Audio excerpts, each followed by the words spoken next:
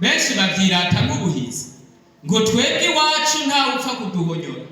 Abakenyezi bariye ibintu vy'abahungu babahenda ngo barabemereye ko bazobana, azi ko ariko aramubesha.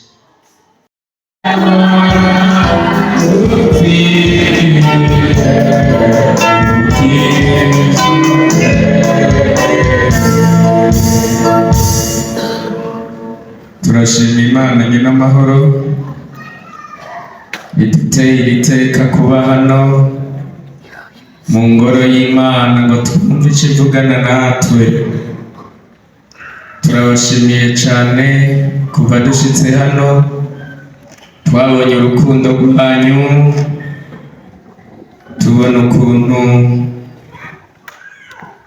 mushima Imana, mutekerereza imbere y'ijambo ry'Imana. Twarabashimiye ku byo mwadukoreye byose. Imana ibahe umugisha, mwarakoze. Amen. Kandi mwakire intasho za bene so bakundava, muzakire. Amen. Reka dusome ijambo ry'Imana hariya mu gitabo ca Yosuwa igice c'indwi, duhere ku murongo wa mbere turabe amajambo y'Imana. Igitabo ca Yosuwa igice c'indwi, dusome duhereye ku murongo wa mbere. Ariko Abisirayeli bacumura mu vyagizwe inyungu y'Uhoraho. Akani mwene Karami wa Zabudi wa Zerahi wo mu muryango wa Yuda niwe yasotoye ku vyagizwe inyungu, maze uburake bw'Uhoraho buziriringira Abisirayeli. Yosuwa atuma abantu bava i Yeriko ngo baje i Hayi, hari hafi y'i Betaveni ku ruhande rw'i Beteli rw'iburasirazuba. Arababarira ati, nimuduge muje gutata ico gihugu. Nuko abo bantu baragiduga baja gutata Hayi. Bagarukaho Yosuwa ari, baramubwira bati, abantu bose ntibarinde kudugayo, nihagende nk'ibihumbi 2 canke 3 baba ari bo bahatera. Ntiwirigwe uragorera abantu bose ubusa ngo badugeyo, kuko abaho ari bake.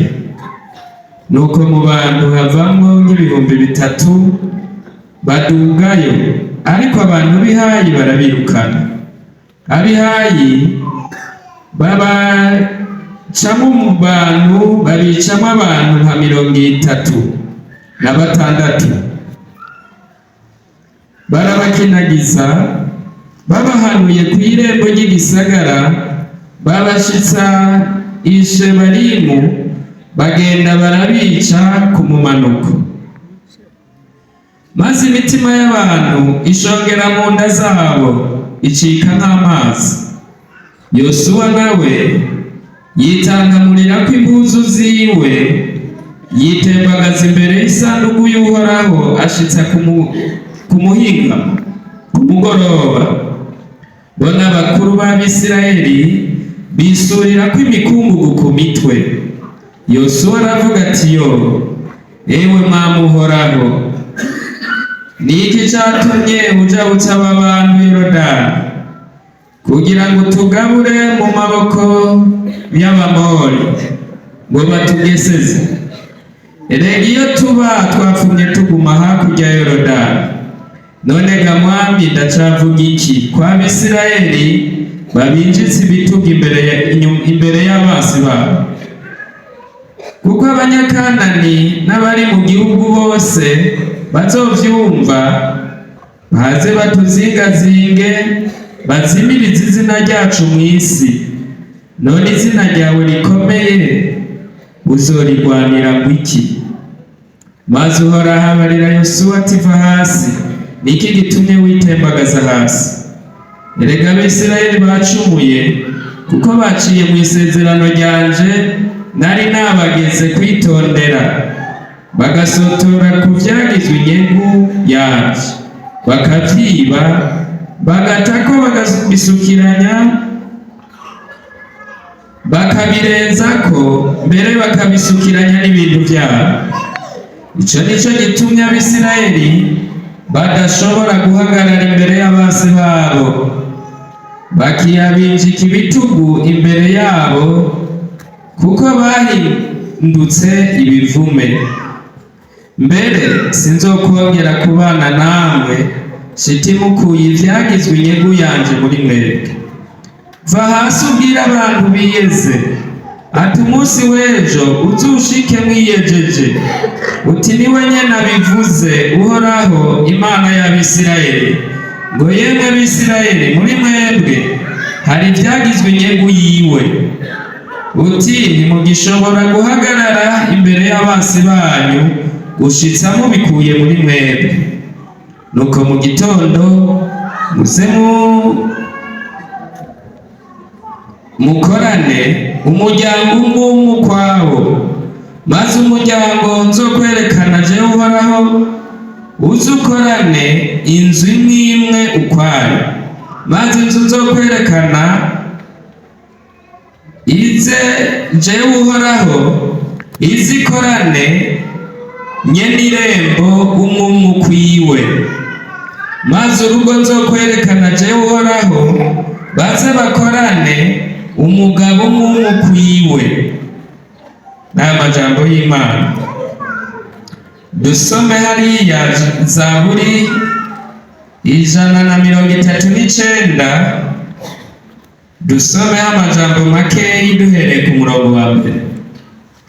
Uhoraho warasuzumye uramenya, urazi icara ryanje niva hasi ryanje, umenyera kuri ivyo niyumvira, usorongora inzira zanje n'iryama ryanje, urazi iminyuro yanje yose, kuko ata jambo riza mu rurimi rwanje wewe Uhoraho utararimenya rwose. Unkikije imbere n'inyuma, ushize ku kuboko kwawe, kumenya bene uko ni igitangaza ntobasha, kuransiga simbasha kugushikira. Mbega mpwemu wawe nomuhungira hehe, canke nohungira hehe mu nyonga hawe? Noduga nkaja mw'ijuru uriyo, nokwisasira ikuzimu uriyo, nokwabira amababa y'umutwenzi nkagerera ku mpera y'ikiyaga, aho naho ukuboko kwawe kuhandongorera, ukuboko kwawe kw'iburyo kuhamfatira. Nokwibwira nti n'ukuri umwiza ugira unyubikizeko, n'umuco unkikije uhinduka ijoro, n'umwiza nawo ntugira ico woguhisha, ariko mw'ijoro habona nko ku murango. Umwiza n'umuco kuri wewe ni bimwe. Ni amajambo y'Imana tugomba tuganire mu gusozera kino gikorane. Ijambo ry'Imana tugira tuvugane uno munsi, tugira turabe ku bushobozi bw'umuntu n'ubushobozi bw'Imana. Ku munsi wa kane twari dufise ijambo ry'Imana turaba ngo iherezo y'umuntu. Twari dufise ikibazo ngo kubera iki Imana yaremye umuntu apfa vuba, kandi yamubwiye ngo niwe azoganza ivyaremwe vyose. Turiyumvira ati none upfuye ari uruyoya aba amaze kuganza iki?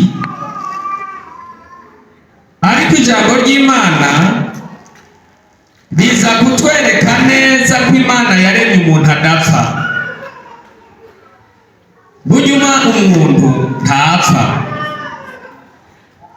Ico tubona twita ngo ni ugupfa k'umuntu twasanze ari iyi karto atekeyemo. Uwo mubiri ni karto umuntu atekeyemo, kuko umuntu bwiwe n'ubugingo. Kandi twagiye dusanga mu vyaremwe vyose n'Imana, twasanze umwana w'umuntu yaremwe gutandukanye n'ibindi vyaremwe. twasanze Bibiliya yo mu Itanguriro ivuga ku irema ry'ibintu, ariko reka mvuge cyane ku irema rya kabiri, hamaze kuboneka igifatirwako amatiyeri. Bibiliya ivuga ngo haremwa ibintu byose bifise ubugingo, birasegenyuka, ibyo ku isi n'ibyo mu kiyaga. Ni ukuvuga ibintu byose bifise inyama byaremwe muri iryo remwa, biremwa bikuwe mu mukungugu, mu ivu. Udukoko twose mubona twaremwe gutyo dukuwe mu ivu, kandi tubamwe impwemu arizo bugingo.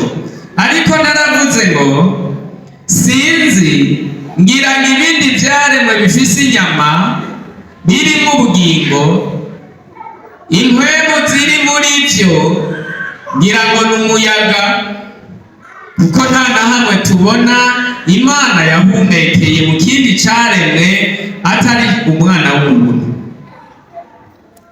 Nico gituma twavuganye dusanga ibindi byaremwe byose bifise inyama, bifise ubugingo bupfa, ame mortel. Igikoko gipfuye hajya kiba giheze, ntikizozuka, kuko ubugingo bwaco ari ubupfa. Ariko tuza dusanga mu byaremwe umuntu gusa niwe yahawe ubugingo budapfa, ame immortel. Ni ukuvuga iyo umuntu apfuye mukabona ngo umuntu ararangije kubaho kwiwe mu isi, umuntu ubwiwe ntaba apfuye, haba hapfuye iyi karuta atekereyemo, niyibora, kuko ariyo yakuwe mu mukungugu. Kandi twasanze ngo kubera iyi karuta yakuwe mu mukungugu, naho wo kwikomeza gute iguma ivunguka igahera. Nico gituma mubona umwana akura afise umubiri unyerera, woroshe cyane, ariko uko uwo mubiri uzogenda uravunguka, uragera igihe ukumagara, ugaca utangura kuvungagurika. Muzorabe muriko muroga, naho uba woze neza, ntiwakirwe n'izuba, ukirinda ubuhoma, ntuzigere ubura ikivunguka kuri wewe. Kubera iki? Kuko wakozwe mu mukungugu, uguma uvunguka, kandi kurya uriko uravunguka uriko urahera. Ego, aha n'ubu mwicaye aha muriko murahera. Bamwe baza atanga inkanyara, ariko ubu batanga imibiri itanguye kwiyegeranya. Bandi baza atambi bafise ubu ziriko zimera aho nyene mwicaye, uza gusohoka zameze, kuko waremwe mu mukungugu. Umwana w'umuntu rero iyi karuto, nico gituma nta kamaro kuyishimira ngo wigire ngo uri mwiza utihaye, kuko ikaruto utekewemo ntiwigeze uyisaba. Imana yagutekeye muyigomba. Iyo igutekera muri irya y'ujya ugaya, nawe ntiwari kuyigaya kuko ntaco wari guhindura. Nico gituma Imana imeze neza. Kuva itanguye kurema nta karuta isa n'iyindi rigera irema. Umwe wese azatekeye muri wiwe. Iyo aba yoremye izisa, abo bantu bazisangiye zisa bogwanye bumaranye. Ariko Imana ni nziza, isi izorinda ivaho atakaruta isa n'iyindi.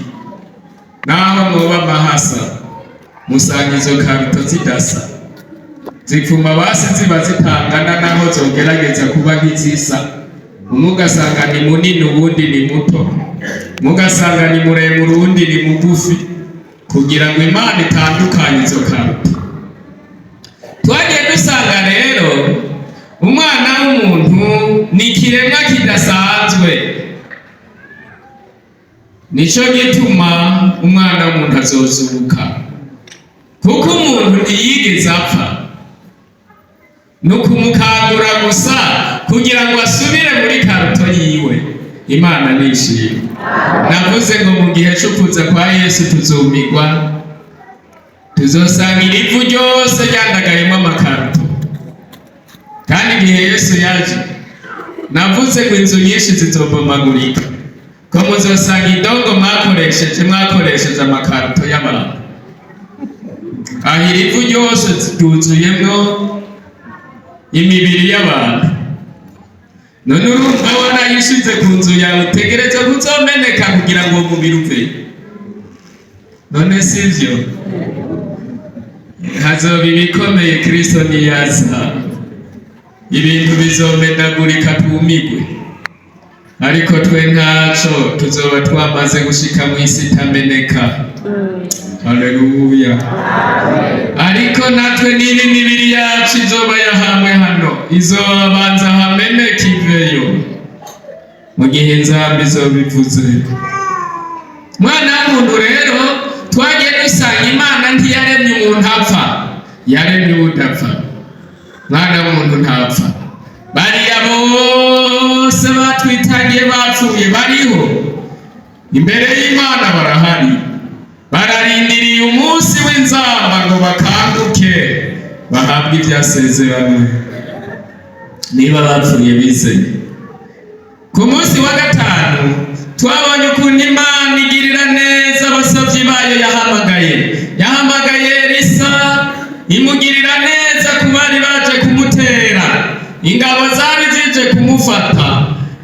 Arasenga Imana ngo basuke k'uruhuni, baca baja k'uruhuni, arabatwara no mu ikambi y'Abisirayeli.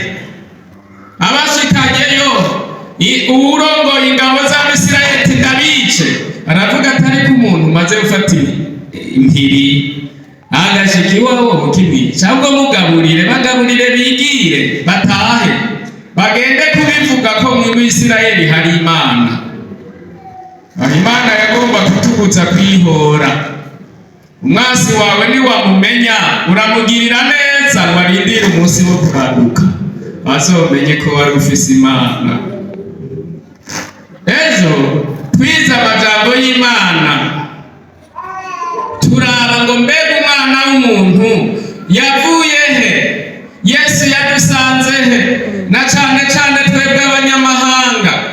Umusavyi Imana ya Ezekiyeli aravyerekwa, avuga ngo abo bantu ba Kristo, uwo mugeni wa Kristo, ngo bari bameze nk'umwana avutse agacahebwa. Yesu aravuga ngo nagusanze utembagara mu maraso, wagira upfe, wariko mbona uri umuntu w'ishishi, ndakwakira ndakubuhagira, ndavuga ngo naho uboneka nk'ugira upfe, ndakubagitse baho. Yesu aca dushiraho kubw'amaraso yiwe kandi turiho. Uwo muntu rero Imana yaremye gutyo, yamuremanye ibintu bikomeye biri muri we, ivyo bita les facultés humaines, ibintu bikomeye biri muri we bimugize. Mu bintu bikomeye Imana yaremanye umwana w'umuntu, harimo iki kintu. Umwana w'umuntu arashoboye gukora ikintu, akaba ari we akimenya gusa, ntihagire uwundi muntu azokimenya. Niba gikoze ari muto, akazorinda asaza ata wundi muntu akizi. Ico kintu Imana yaragihaye umwana w'umuntu. Mu vyo afise k'ububasha, umwana w'umuntu arafise ububasha bwo gukora ikintu akagihisha, ntihagire umuntu n'umwe azogenda akimenya. Hari abantu bazwi ku isi ko bakundana cane, n'umugabo n'umugore. Ariko bagabo n'abagore muri ngaha, mwonyemeza neza ko ivyo wakoze vyose kuva ubayeho umugabo wawe canke umugore wawe abizi? Ntavyazi. N'ivyo wakoze muri kumwe mumaze kubana vyinshi ntavyazi, kuko umwana w'umuntu iryo banga, ubwo bushobozi Imana yarabumuhaye bwo gukora ikintu ntihagire umuntu n'umwe azigera akimenya. Nico gituma Yesu yabujije abigishwa biwe, arababuza ngo ntihagire uwo mucira urubanza, iyi izoca urubanza irahari. Kuko kenshi ivyo wagiriza umuntu nk'ivyo umuziko, uza usanga atari vyo. ushobora kumwagiriza ko ari umunyabyaha, kumbe yihanye kera, cyangwa ukamwagiriza ibyo ubonye ariko ibyo utazi ari byinshi cyane. Nicyo gituma ukabona umwana w'umuntu mwakira uko umubonye, ntihagire byinshi umuvugako kuko ntawuzi. Umwana w'umuntu rero arafise ubushobozi yahawe n'Imana ndemanywa bwo guhisha ikintu, agakora ikintu ntihagire umuntu n'umwe atokimenya, kiretse iyo yagize ikibazo kuba umuntu bigapfa. Kuko mu isi hariho abantu bagendagenda ariko batakira abantu, barapfuye. Abo ni ba bandi baba barasaze, bagira indwara gusara n'imbi, kuko kuva igihe atanguye gusara ntabakira umuntu. Byo kuba umuntu biba biheze, ntabagiharurwa ku cyiza akora, ntabagishoboye kwihana ngo aharigwe, kandi n'ibyo akoze ntabakibyandikirwa ko nk'ibyaha. Hajya umusaza akagutera ibuye ntugire ngo azobihanirwa imbere y'Imana, kiretse ari guteye afise akenge, ariko aramusaza ibyende ibyo akora mu gihe ciwe cyo gusara ntazobibazwa imbere y'ijuru, kuko ntiyari umuntu.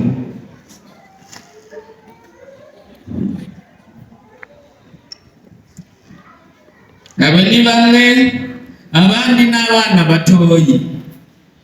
Abana batoyi bataramenya ubwenge, ibyo akora ntazobihanirwa imbere y'Imana, kuko atabwenge yari afise bwo gutandukanya icyiza n'ikibi,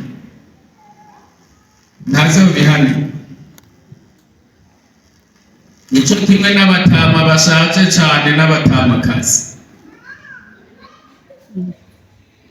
babandi banura utamwanuye nyagirirwa hanze, babandi bashamwe aturirwa n'umuriro ntiyigere yumva ko yahiye kuko atagishuha. Ajya ujya ku bisanzwe n'aho ari mu isi ntakiriho. Sava kumenga mu ndavye nabi, ariko nuko biri. Imana idufashe, kandi Imana nishimwe ko ubwenge bukiri muri twebwe.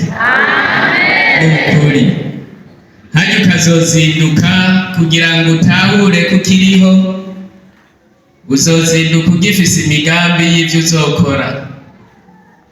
Ukabura umuntu ugifise imigambi wiyumvira akazoza, uracara umuntu, ariko utakigira ibyiyumviro mu mutwe uba waragiye. Nabwiye abagabo nti nico gituma abagabo basaza n'ingoga, bamera imvi n'ingoga. Sinzi ko ari no gupfa bapfa n'ingoga, ntumbaze. Umuntu yogwira amatohoza no kubera biyumvira cyane. Umutwe w'umugabo uguma uri kurakora. Nabonye abagabo biyambiza bagahindura uruhu, bakisiga data ngo bariko bishirako amafuresheri. Uri umugabo uri kuronona ayo mahera ubuze amavuta. Amavuta y'umugabo ntamumara ku mwanya. Mu mwanya uba wayahanaguye wayakuyeko, kuko umugabo aguma abira, kandi umugabo ntagira umwera. Haheze umwanya mutoya uza usanga umenga asize amavuta, kuko aguma ariko arabira kubera ubwonko buguma buriko burakora cyane. Ni imashini iguma iriko irakora umwanya wose, no mw'ijoro. Cyo bituma abagabo no mw'ijoro bakarigwa n'ivyuya, kuko umutwe wiwe uguma ukora. Saba nico gituma umwana w'umuhungu ategerezwa kuguma ariko ariyumvira akazoza akora. Kazobona umwana wawe agiye kwirigara ari umuhungu kubita n'ingoga, kugira ngo agume ariko ariyumvira akore, kuko nico Adamu yarazwe. yarazwe kurya icuya ciwe. Nico gituma abagabo bose nk'Adamu baguma babira icuya, kuko nizo ndya zabo.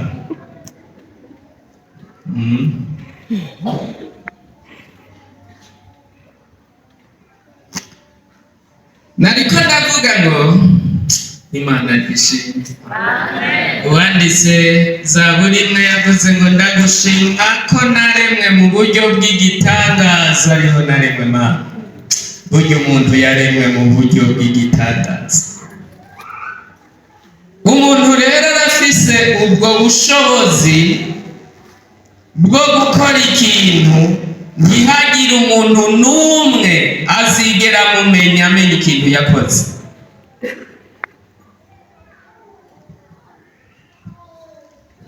Kuko umuntu burya azwi mu buryo butatu. Ubwa mbere hariho uko umuntu yiyizi.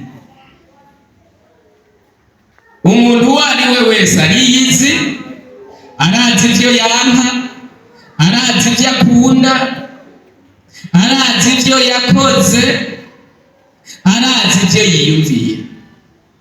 Ivyo bimenywa na nyene vyo. Hadi umuntu ariyizi, arazi ibyo akunda, shaka kukubwira ati je mu buzima bwanje nkunda iki, mu buzima bwanje iki ndacaka. Ivyo ni ivy'iwiwe, kandi arazi ibyo yakoze vyose.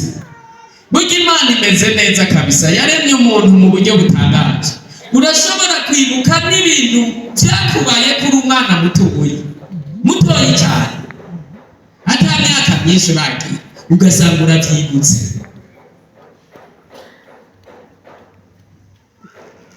Kandi umwana w'umuntu niwe wenyene azi ivyiyumviro vyiwe. Hano ubu mwicaye ngaha muriko muriyumvira, muga n'uwo mwicaranye ntazi ivyo uri kuriyumvira, ariko wewe urabizi. Aho iyo ugeze wiyumvira ni ivy'iwawe gusa. Ubwo ni ubwa mbere rero umuntu niwe yiyizi. Ubugira kabiri ni uko abantu bakuzi. Abantu barafise uko bakuzi. Kenshi abantu bakumenya ingeso zawe, comportement, uko wifata. Kenshi ingeso zawe ntazo wimenyako, zimenywa n'abandi. Bandi nibo bamenya ngo sha urya muntu arakara, sha urya muntu ari inzigo kabisa, urya muntu arakundana, urya muntu ari n'urwara, urya muntu aravuga cyane, urya muntu arahora, urya muntu afise ishavu. N'abandi babimenya.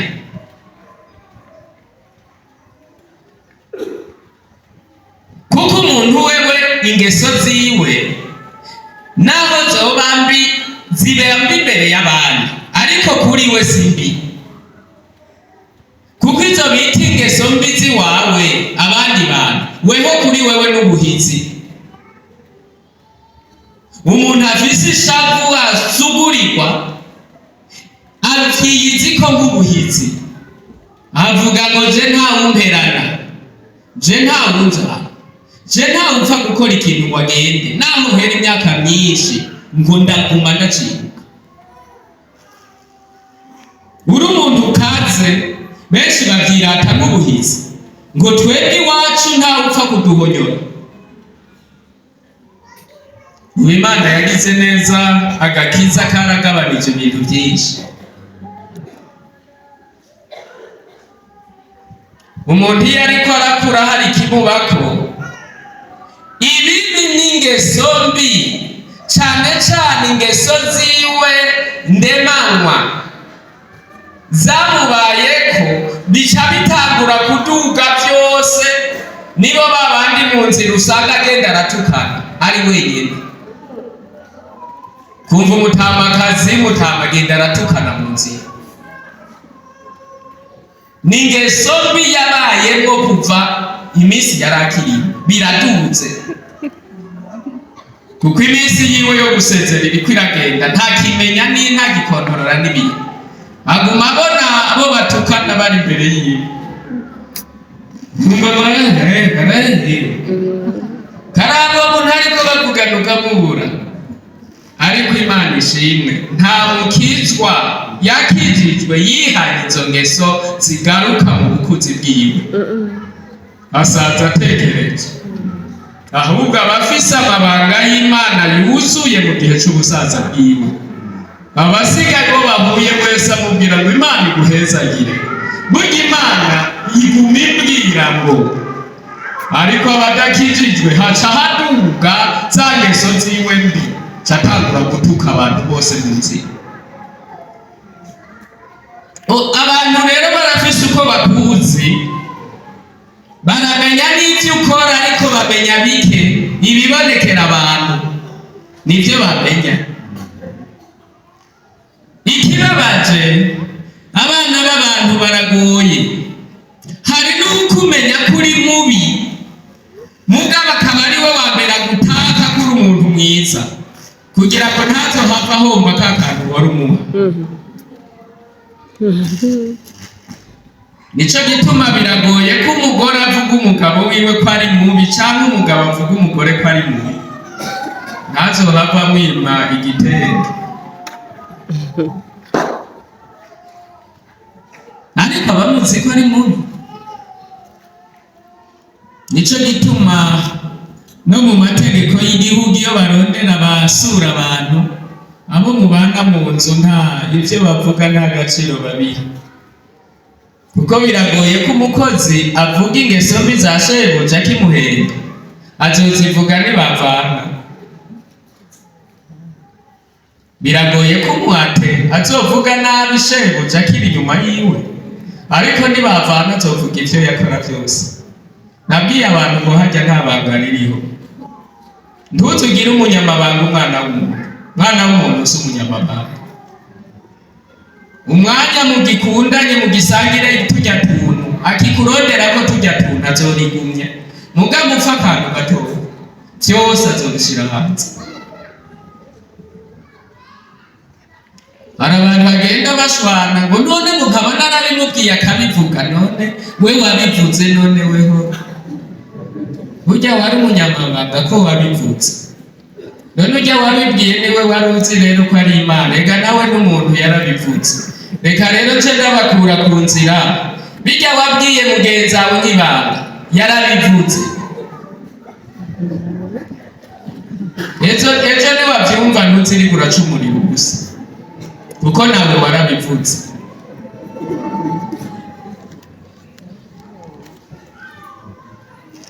Umwana w'umuntu ntabanga agira. Bijya byaramenyekanye, naho bitarakugaruka ko yarabivuze. Ariko ntumufate mu kanigo, kuko niwamufata nawe ubanze wifate mu muhogo, weho wabivugiriye. Iyo wanga ko bivuga wari kubigumya nawe. Nabonye abana b'abantu bagoye. Hari ikintu kikimbabaje gushika uno munsi ntaratahura.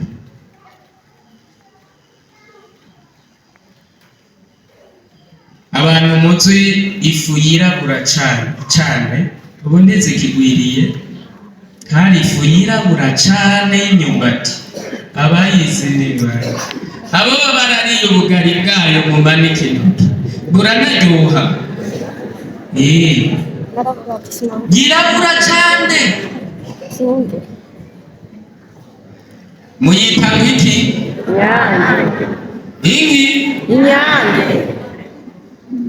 Abazi inyoni yitwa inyange manikinoki irirabura? Irera cane. Urumva Abarundi uko tumeze. Icirabura cane nico cawita ko cera, kandi nabo barabivuga. Umuntu yirabura cane bakamwita muzungu.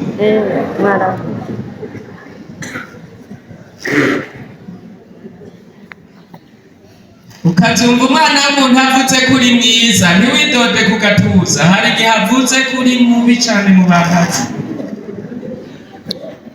kumva ko hayagije ngo wowe uri mwiza kabisa. Muhutwa akeneye agende, umugeti ivyo bireke. Turazinanye. rero hari uko abantu bakuzi, kandi rero abantu barashobora kukumenya ko n'ibyaha bakihorera kabisa, bakaguma kubona gusa kwifata k'umuntu we n'uwanje we akubonye nk'aho muri korari uhagurutse ugenda waracaririmba, uzorinda uhetse iyo ndirimbo yawe yunamiye Mana yo mw'ijuru.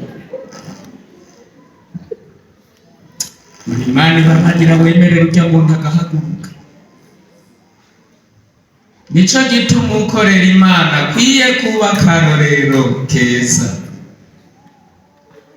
kuko ejo uziyamamura muri kuravuga biyunamiye Mana yo mw'ijuru.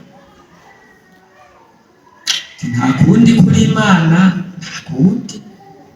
Ariko ga ibyo avuga uvyakire, kuko si ivy'iwiwe n'ivy'ijuru. Nawe atsibatsaniriza na shebuja umureke, kandi hari n'igihe uri kumucira urubanza yaramaze kwihana. Hariho kandi ikigira gatatu, nuko Imana izi umuntu. Imana irakuzi zikahise kawe, ituzi tutaranabaho. Murazi ko Imana ituzi tutarabaho. Hari igitangaza dufise muri Bibiliya giteye ubwoba cyane. N'umusavyi w'Imana Daniyeli avugishwa kuri Kuro, avuga ko Imana izohagurutsa uwitwa Kuro abagirire neza, yubaka igisagara cy'i Yerusalemu. Haheze imyaka myinshi cyane Kuro ataravuka, yabivugishijwe na sekuruza wa Kuro Nyirandiyakabe. Nyinawe na se wa Kuro ntibari bwabeho kabisa. Ariko mu nyuma hageze havuka umwana bacamwita Kuro, kandi acakora ico gikorwa. Bagiye kuraba mu vyagezwe basanga yari yaravutswe. Imana nishimye. Amen. Yesu yarazi ko tuzocungurwa. Imana yari izi ko izoturungikira umucunguzi. Imyaka myinshi isigaye.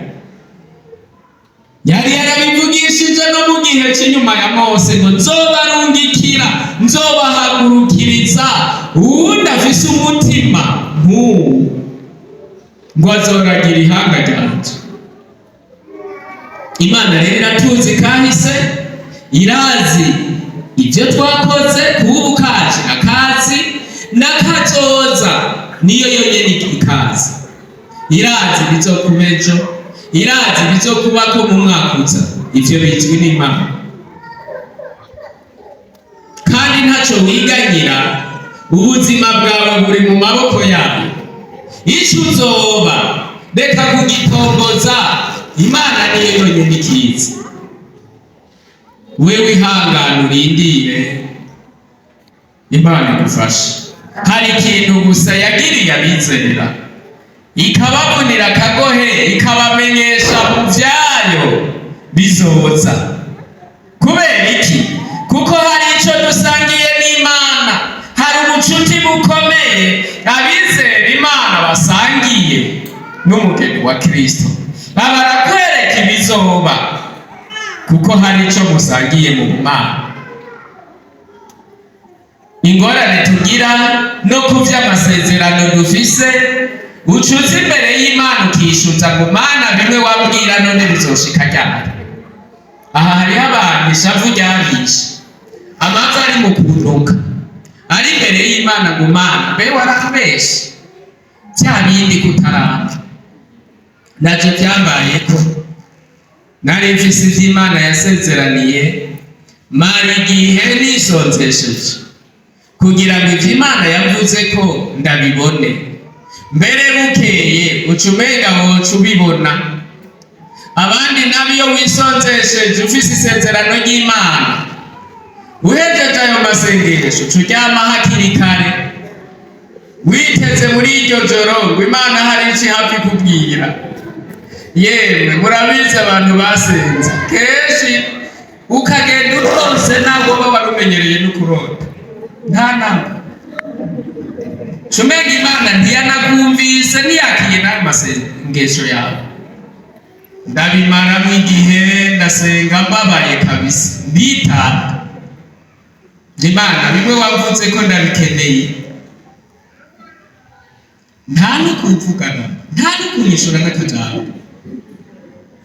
iminsi irahera mu nyuma byaraheze nzabona umuntu araje mw'ijoro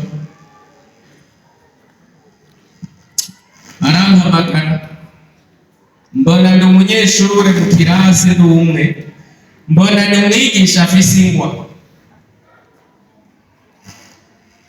arandika ku kibaho kurya umwigisha yandika akaraba umunyeshuri arambaza ngo mbega hajya Mose yagiye muri Egiputa Imana yamutumye kangahe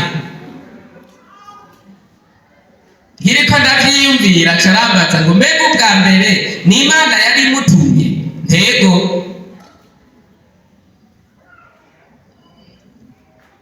acarambaza ngo none ko Imana niyo yari imutumye ko Farawo atabari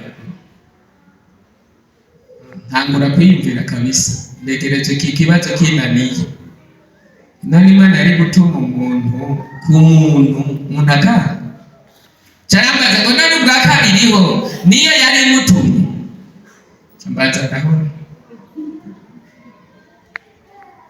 ngo ubwa gatatu niyo yari imutumye ndahora kabisa sinongeye kwishura ko naguma niyumvira ngo Imana yotuma umuntu ikamutuma ku muntu ari Imana akampa gukora icyo kintu ndahora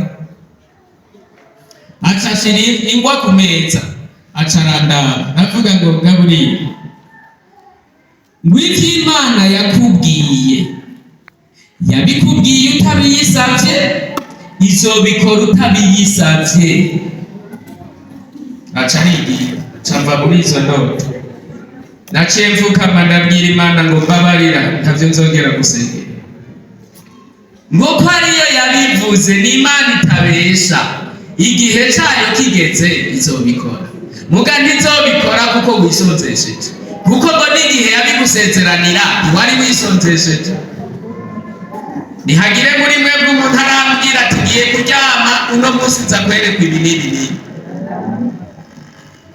tubona n'iki yacimbwira ngo uko nabigusezeraniye ntakubajije nzobikora ntakubajije kandi mu nyuma yarabikoreye gusa Imana ni nziza ibigukoreye ikigukangurika kwibutsa ugaca uvuga ngo yo iki kintu nari narakibwiwe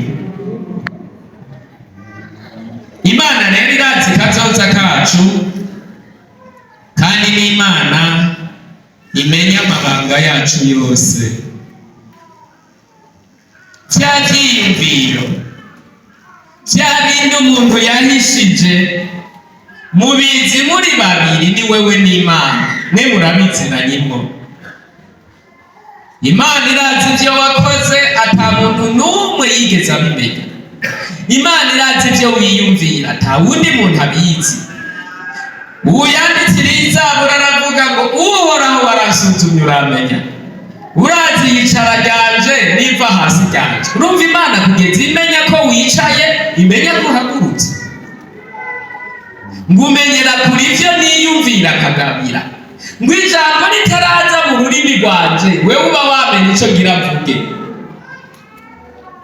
murumva Imana uko imeze ukivyiyumvira utaravuga yoyo ngo uja kuvuga yamenye ico ugira uvuge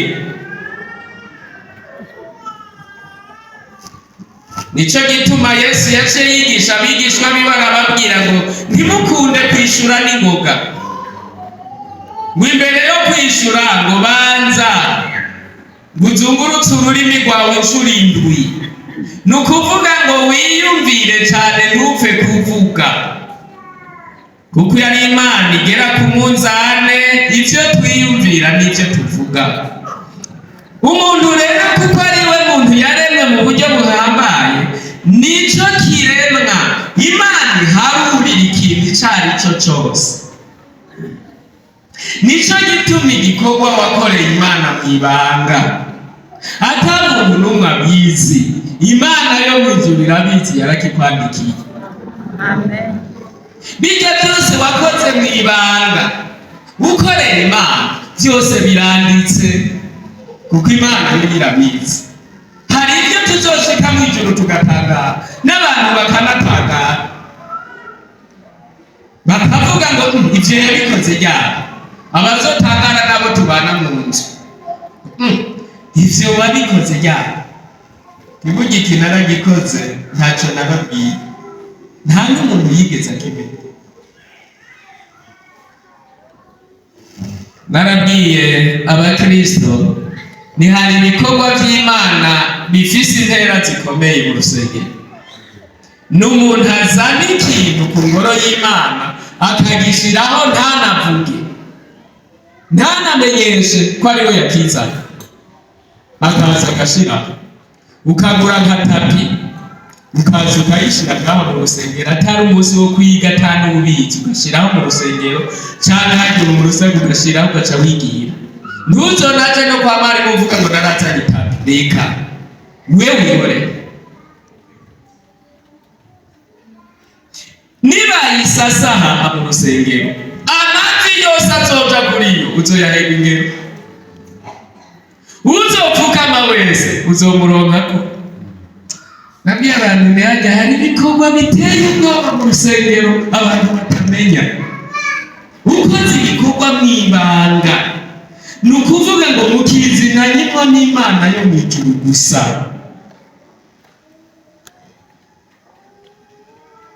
Ariko hari ibindi bikorwa byo kwihayagiza ngo abantu bakumenye kuri gihambaye. Ingero urose ni irishimwe tuguhaye byahetse mbere y'Imana ntizorokana, kuko warondeye gushimwa n'abantu, abantu bagushimiye byahetse, nta deni risigaye. Mwanyumvise? Reka nigarukire ku ijambo ry'Imana. Saba turagenda. Imana rero irazi imigambi, irazi ibyawe, iragusorongora kuva imyaka ubayeho. Imana irabizi. Umwene data wa kane tumaze gusoma hano yari umukozi wo mu ishengero, yari mu bakozi b'ishengero. Acagenda mu bintu byagizwe inyegu y'Imana, ibintu byo ku rusengero, acakuramwo bimwe, aragenda acayimba mu nzu iwe, arabihamba aranyegeza, n'umugore n'abana ntavyo bari bazi. Nabwiye ntabantu babura aho biba. Muzobwira igisuma ciraye kuba warivye mu rusengero ukiba Imana, wivye yitibwa, uzobizira. Naho utofata izokwifatira nyene. Bantu b'Imana, nshuti z'Imana, uru rugo, ingo nk'izi ni za data wa twese w'umujuru. Ntiyagira ikintu cyo mu rusengero uzotwara, uzoba wikwegera. Mwarimu ntazokurondera, na pasiteri ntazokurondera, data w'umujuru azokwironderera. Kandi uzomenya ko wivye yitibwa. Hari abantu bihaye kwiba mu rusengero.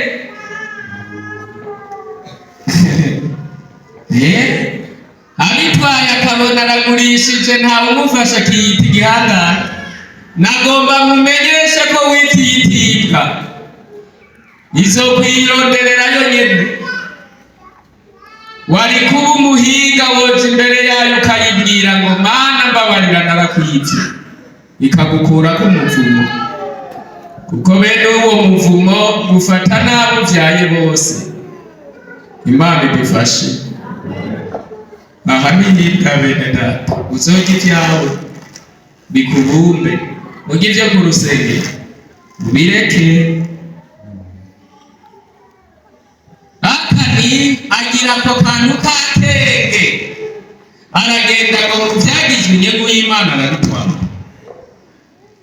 Twebwe abakozi Imana nta kindi dukora, ni ukwitembagaza imbere y'isanduku y'Imana. Mana yo mw'ijuru, none ibi bintu jewe ndagira gute?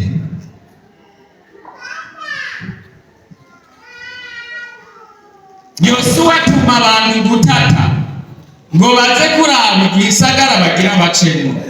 Abatasi barababwira ati niwirirwa urarungika abantu benshi ni bakeyi, iyo wacumuye ntageragezwa na rimwe unesha, yose arakunesha. Arungika 3,000 Abisirayeli n'abagwanyi bakomeye cyane ku isi yose barahacu, bagwanye kuva kera cyane, bajya n'abagwanyi bakomeye. Kuko bobo si n'ugukomera kw'abasoda, ni isezerano ry'Imana baha ko bazokwama banesha. Hajya bajya bafise isezerano ryo kunesha.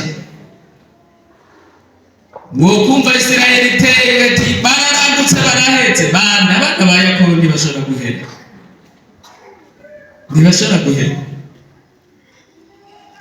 Barabatera barabakinagiza ngo babakuramo abantu si benshi cyane, ariko Umwisirayeli kutakaza umwe gusa bakoma induru imbere y'Imana ngo rya sezerano watubwira ririhe kumapfuye, kandi iramanuka igatabara. Niko bimeze, irabahora n'umwe gusa iramuhora. Aritembagaza imbere y'isanduku y'Uhoraho ati mbwira Mana, nije nakoze icyaha. Ati si wewe, haguruka. Ati none ninde? Ati muri mwebwe Abisirayeli hari uwanyivye? Kumbure Yosuwa aragenda ati umuntu yivye ibintu by'Imana abizane, hajya kwihana n'ubuntu. Si inkoni nyinshi nabo gushorera, atari Imana ikugiriye ubuntu ntiwokwiha.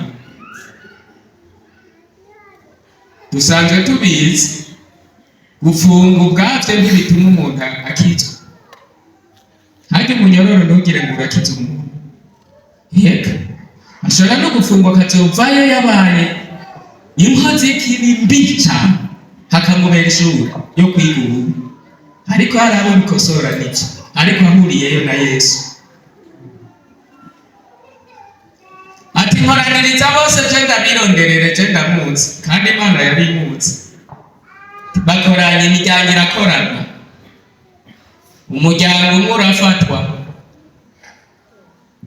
Ati none watwaye ibintu by'Imana n'abizanye ntimubona ko mufasha? Abarongoye imiryango bose ntawabitwaye, n'akani nawe nyine ati ntaje. Ahubwo hari n'igihe akani ari we yaca abaza ati uwabitwaye azaneraga.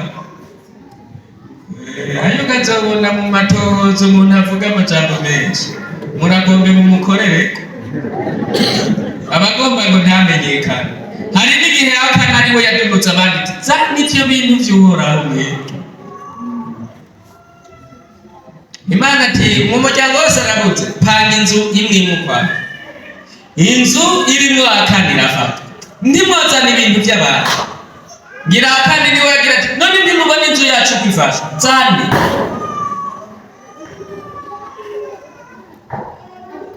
Ico gituma ntinye imanza z'abakirisu. Kirisu baje kwa mwarimu, baje kwagiranya, ni gake bavuga ukuri. Ngo navuge mwana jewe ntibanyakaguru nayewe nunzi babaragese mwari kuva kera, ivyo nyumva ko byose n'ibinyoma na inkozi y'ikibi mbi. Agaca azana n'ikigira cumi cinshi imbere bukeye, igipfukamunwa. Hari abatanga ikigira cumi c'igipfukamunwa kugira ngo mwarimu ntaze umuhana. Ndiko mvuga akani, si ndiko mvuga mwebwe.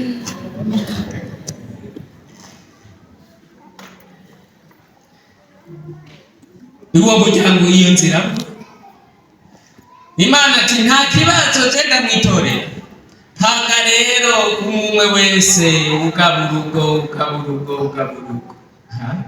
Aho rero tumugabo umwe mukwiwe nabiwe. Akana carafata tubanyivye ngubu. Yosuwa ngo aramwitegereza ati ariko akana, niwe uduteye amakorwa yose. hari umwanya utongera guhakana, akana aravuga ngo nije ndabitwara, rungika abantu mu nzu iwanje mu cumba kimeze uku, ahantu hari akamenyetso kameze uku, bimbe niyo biri. Bacagenda baravyimba barabizana koko, Abisirayeli bose barababara.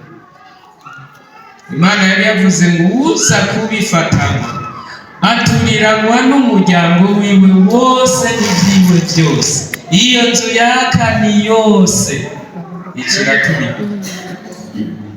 Icaha c'umuvyeyi kirashobora gukwegera abana.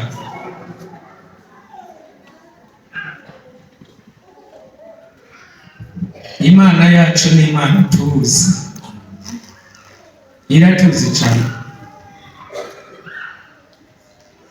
Igihe Imana yampaye amajambo yambwiye ikintu ndatangara, ngo hari n'abantu bakoze ibyaha bakiri bato mu gihe cabo c'ubuto, ngo abakenyezi bariye ibintu vy'abahungu babahenda ngo barabemereye ko bazobana, azi ko ariko aramubesha. Imana hagiteye ubwoba, ariko ni nziza, ibirondera kweza ishengero. Kandi ubu n'abo wabigataguriye murahura no mw'ibarabara. Mbega urazi amahera y'umusore ukuntu amugora kuronka, ugaca uyarya, kandi uzi ko umubeshe mu mutima, kandi uzi ko nukuri umubeshe. Ryaguhaye bigwi, ryaguhaye bigwi, ibirati, impuzu, amasaha, amatelefoni, amahera, mitahe, pigwi. Mugabo uzi ko ukundana n'uwundi ari we azogutwara.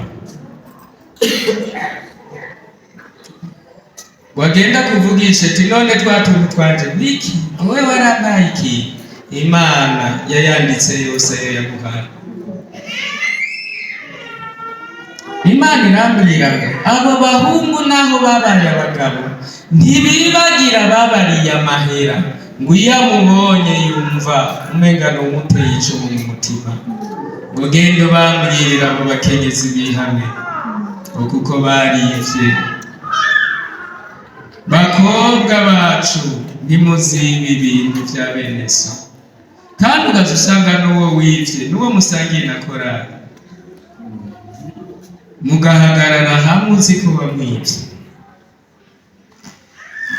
Amanda agaca akanguza ngo none yabimbera iki? Imbere y'Imana nguzoganguza oye, ngo yabimbera iki? Werega yarazi kumwemereye, we yaraguhaye agatahe ngo uradandaza. Naratangaye Imana ibibwiye, kuko hari n'abari bamaze kuba batamakazi, ico kintu ataco yari yarigeze yumva ko yakoze icaha, ariko kuko mpwema ari wagabishengera ngomba kugereza ngo abeze ubuzima bwose mwaciyemo nk'abantu b'Imana, kandi niwihana Data aragukura k'uwo muvumo.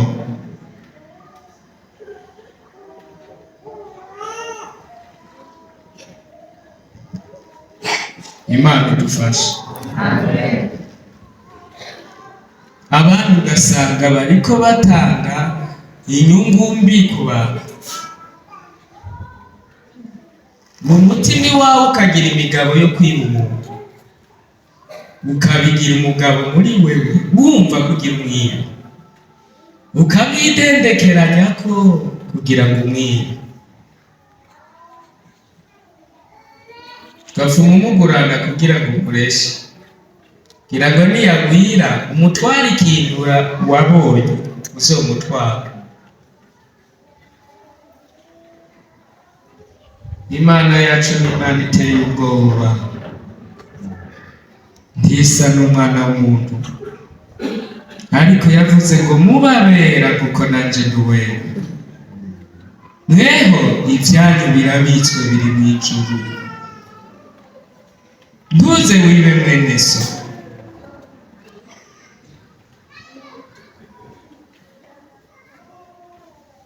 Uwundi muntu yaguranye amahera umworo akaza kugusaba ideni pfuma umugabira niba utagomba kwitera amagogo ko ntayo azokwishura, uramuzi ko atayo azoronka, mugo ukabimuha kugira ngo uzomutware itongo. Turandika turamenya ko agezayo, mu nyuma toya mbere ndayaguhaye ko ingurane inyungu nayo yabuze yakwishura azoronka inyungu yayo. Imana ngo yaremye abo bakene bahiriwe ikababara. Munyuma ati andika itongo twandikiranire ko ndarigutse, muguca urigumamo ntaryo mpatse, ubwo tube turandikiranira. Abana bagasinya batazi ibyo basinye.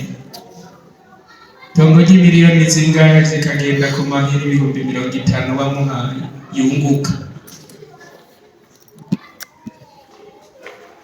ukazobanza ukarindira agashika nk'imiliyoni 2. ati uburya twandike ko ndarigutse 2. none agire gute? aca yandika agasinya, ahejeje gusinya caja mu cumba akarira kavuga ngo Mana aranyivye. kandi we nawe ntawoza kwitwara kumutsinda kuko wasinye. n'abana bagasinya, bana bakidunda hasi, mama nona ya mahera wayaririye miliyoni 2. teka bibonde nicagihe naza gutora 50,000 tugowe. ntiyarenzaga yagumye yunguka. waracumuye, Imana nyenabo iri kwirakoma induru, kandi ko ndabivuze nutihana uzoca ubomba. aha ndahejeje.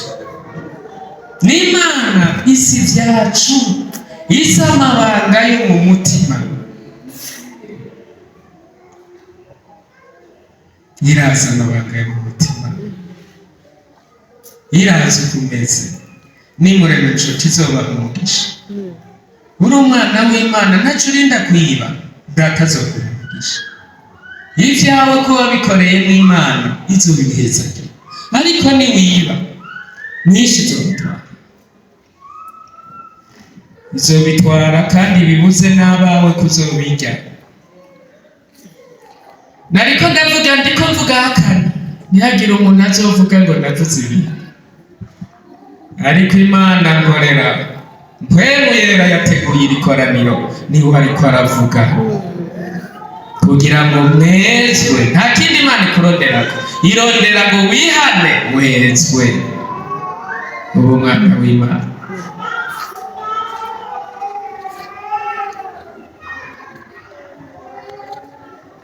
ntuzutange ivyawe kugira ngo ukore icaha, kuko Imana inyonga zayo ziguma kuri wewe. ntuzutange amahera kugira ngo ukore icaha, uri umuntu w'Imana, kuko ayo mahera azokoma induru. Imana ibwira Kayini ngo mbega Kayini murumuna warihe? none jewe narimbaye umwungere wiwe. ati Kayini, aya maraso numva ariko arakoma induru nayo kwa. ntuze wica ubugingo bwa mwene so, kuko buzokoma induru imbere y'Imana. Imana bene data iratuzi kandi iragomba ko muba abana bayo by'ukuri, kuko usomye hariya Luka 12 ku murongo wa 2 hari ijambo ry'Imana rivuga ngo inama zose zizomenyekana. handitse ngo nta catwikiriwe kitazotwikururwa canke kinyegejwe kitazomenyekana. nuko ivyo mwavugiye mu mwiza vyose bizokumvikana mu muco, n'ico mwongoreraniye mu mazu haruguru kizovugirwa ku mazu hejuru.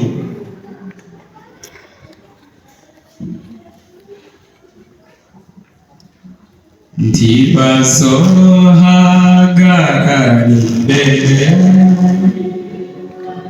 bazohinduka gusa, wiyambure impuzu zanduye, ubone amari y'ubukwe.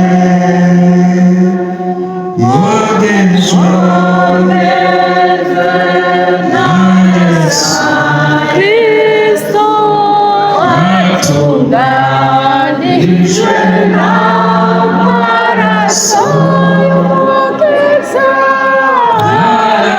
oya uhagije amaraso mbere y'imyambaro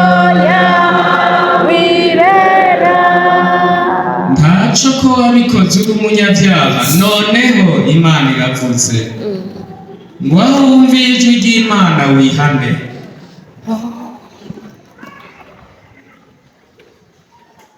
Igihe Pawulo yandikira Abaroma mu gice c'8 guhera ku murongo wa mbere, yavuze ngo nuko rero noneho abari muri Kristo Yesu nta rubanza ruzobatsinda.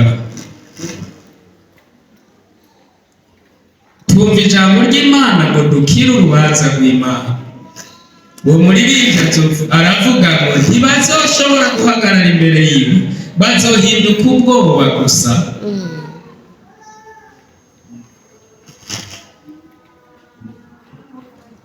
Ndatinya umuntu wagiriye nabi niyahagarara ku munsi w'amateka imbere y'Imana kwagiritse. Tubone we yagiriye nabi papa, nabaye umunyabyaha mu isi kubera uyu. Hari n'abahevye Imana kuko bahemukiwe na bene se, arasubira mu vyaha. Amaraso y'uwo muntu wahemukiye akava imbere y'Imana, nutihana azokwagira. Ariko abari muri Yesu baba bacica ivyaremwe bisha, nta rubanza ruzobatsinda. Buhora haba umugisha. Amen. Tugomba gusenga Imana, umuntu wese yongere yibaze ku yabanye n'Imana. Bukebuke witonze, wongere kwiyibutsa kuva iminsi ubayeho ko wabanye n'Imana. Uvyibutse bukebuke ntaco. Erega si Imana igomba kubarandura, ntiyazanye amajambo ngo ibahane, yayazanye kugira ngo ibeze. Ndashima Imana. Mu majambo nk'aya Imana iba yazanye imbabazi z'ikivunga. Hari igihe Imana izana imbabazi z'ikivunga, igihe ntiyamwica amaraso ya Yesu. Ivyo wakoze ata muntu n'umwe abizi. Ushobora kuba warasambanye n'ukuri ukavyara n'umwana hanze, wiyumvire neza imisimazi uri mw'isi. Data arambwiye ngo yarabimenye, n'igihe wavyiyumvira gusa yarabimenye. Hasi naho vyabereye n'itariko arayibuka. Asante papa, urakoze Yesu. Eka ibi vyo kwihana si ukugorwa, si no kwagirizwa, si no kumaramazwa. Oya, ni Yesu aba agomba kweza icengero. Ibi vyo kwihana uko si ukumaramaza abantu. Oya, ni Yesu agomba sifa kwa Mungu. Iyo nyene mu ntebe imbabazi za Kristo zizira urusengero, amaraso ntihari. Ururukira aho nyene mu ntebe ntaco.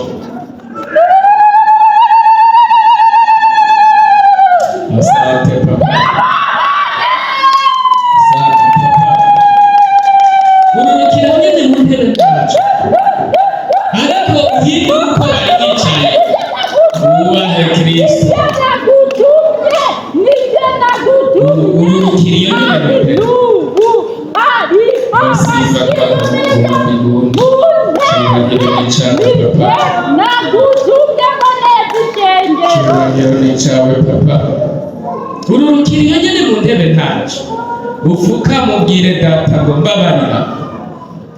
Abantu baba bakuze amavi bitagikunda ko apfuka muhaguruke wewe. Muhaguruke kuko bariho baba bakuze bitagikunda ko bapfuka. Ubaha Imana, hagurukira buri kuko wiyizi kwizogora.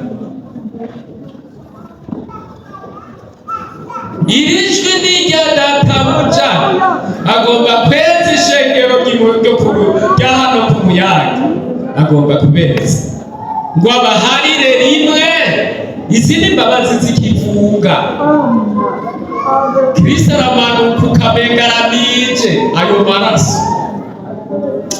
Sifa kwa upfukamye ubwire ngo databuja mbabarira ivyo vyarabayeko. Ivyo nakoze nta n'umuntu n'umwe yigeze abimenya. Ntumbeshe, nta muntu n'umwe yigeze abimenya. Kandi nuba kubabariye uko nyene uhari uko nyene. Asante papa ngo ko wemeye ijwi ryiwe arakubabariye. Ariko inyuma y'iri jwi ntihazobura abafatwa. Uzoba atihanye azofatwa, kuko hari igihe Imana yihangana n'ikindi gihe ituma intumwa ya nyuma igaca yerekana ibimenyamenya.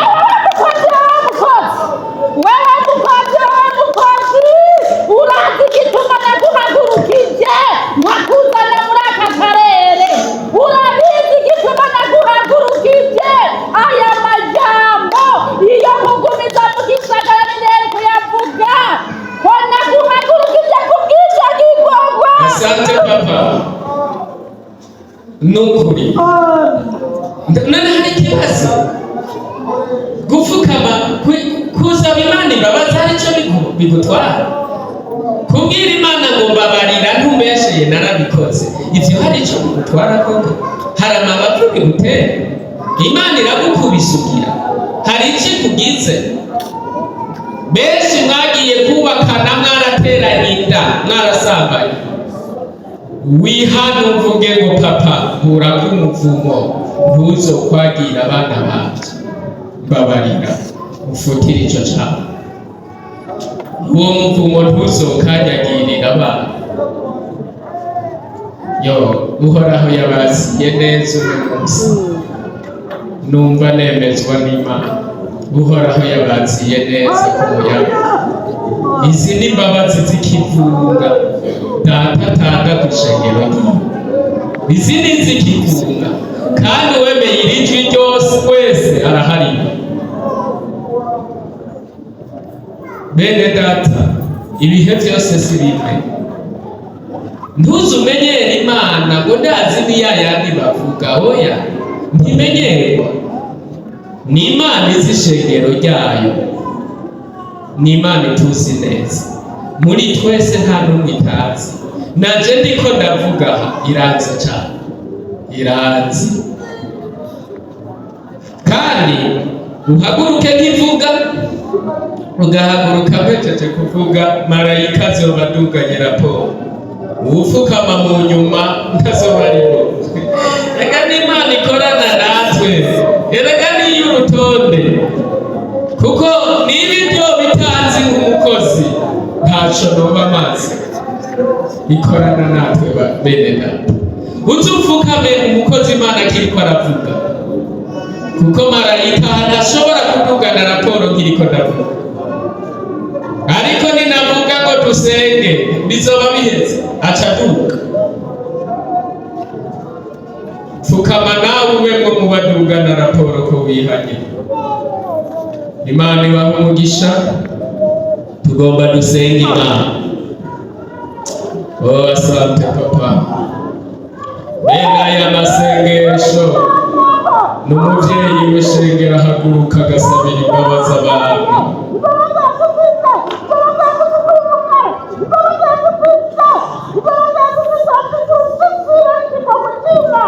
Asante papa. Asante papa. Nditavye Yesu, ndaje mu mukiza asante papa, asante papa, asante papa.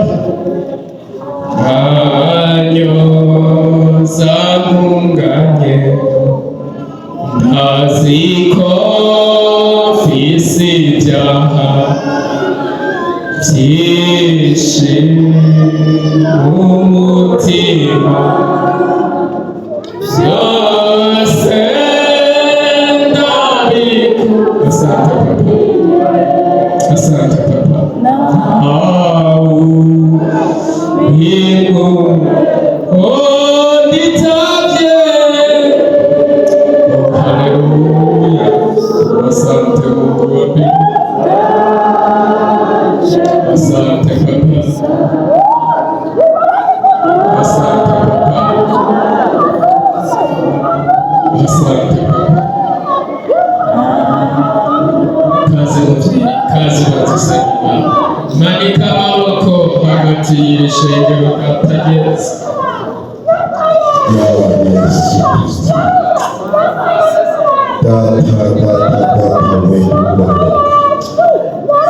Imana y'urukundo, Imana y'imbabazi, Imana ikunda ishengero ryawe. Amen.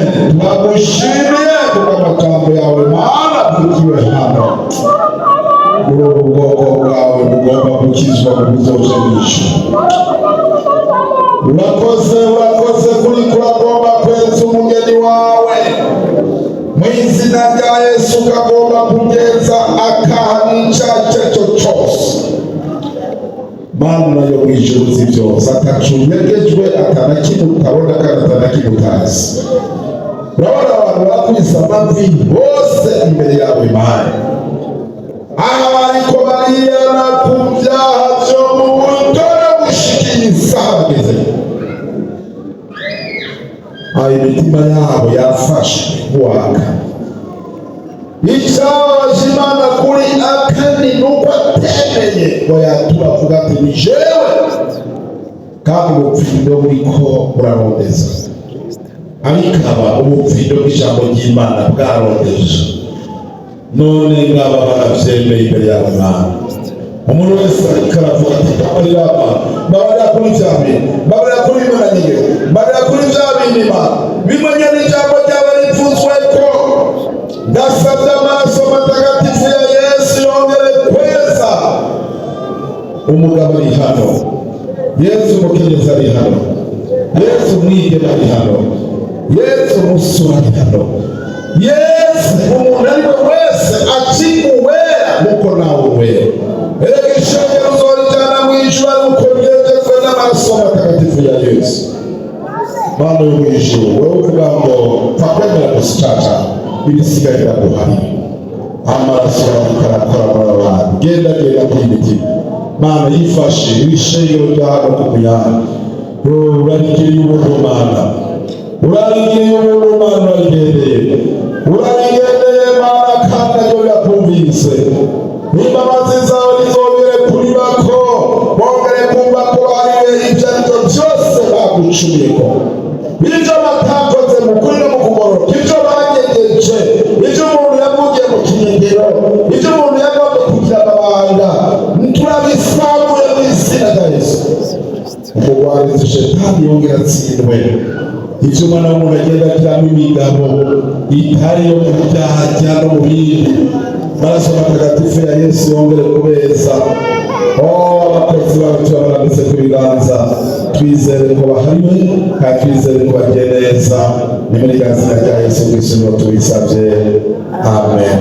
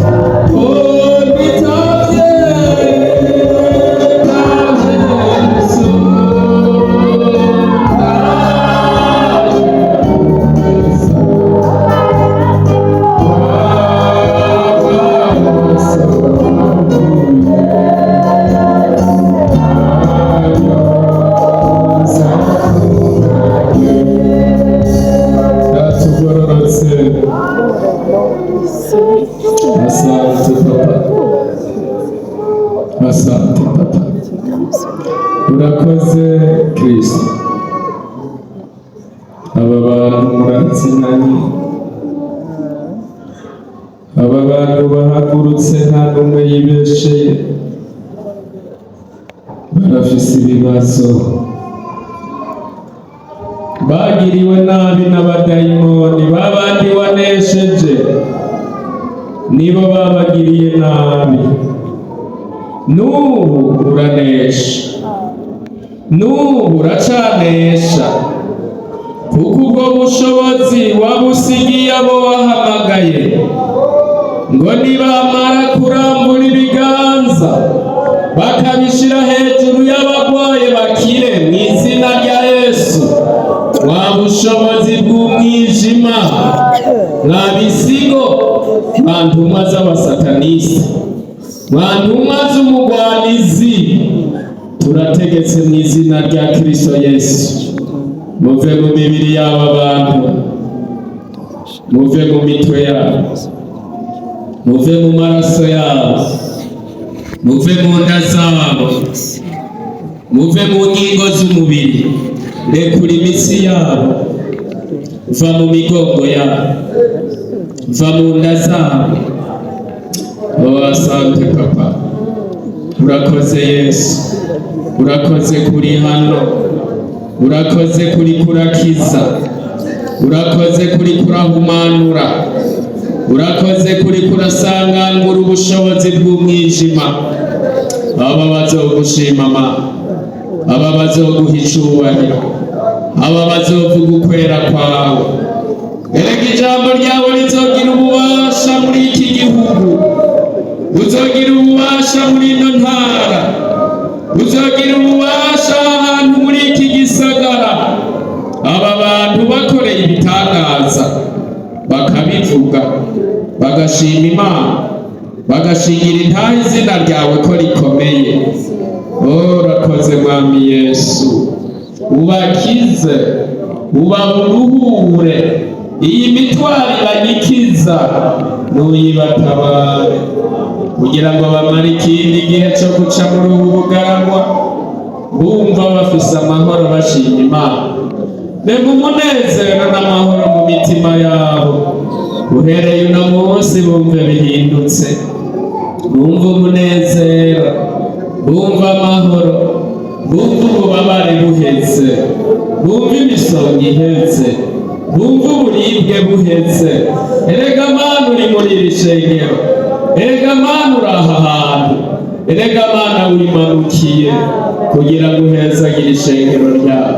Cubahiro n'inganji biguma ari ibyawe, turizeye kubikoze, tubisabye mu izina rya Kristo Yesu, amen. Amuti amen. Uhoraho abakorera ibyo mumusabye, Imana ibavugisha.